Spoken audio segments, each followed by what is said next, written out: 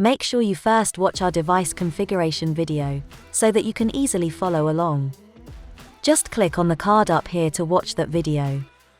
Now that you have configured the device, you need to know how to create scenes, routines, and workflows using this app. Let's talk about scenes in this video. As the name suggests, a scene is a custom environment you can set which will turn on and turn off the specific appliances with specific adjustments on a single button press. To create a scene, open the SmarDen Mobile App. Go to the Scenes option given right here at the bottom. Here we can see our already existing scenes and also create a new one. To create a new scene, click on this add icon and add a scene.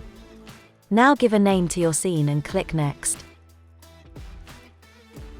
Let's go to the living room and set up the changes. You can create a party scene, in which you can turn on the lights and also dim them down a bit. And you can also turn on the TV, turn on the AC, turn on the audio system, and really whatever you want. Once you are done with the settings, click on Create and a scene will be created. So that's how you can create scenes using the SmarDen Mobile app. In the next video, we will talk about what are routines, and how you can create them using a similar process.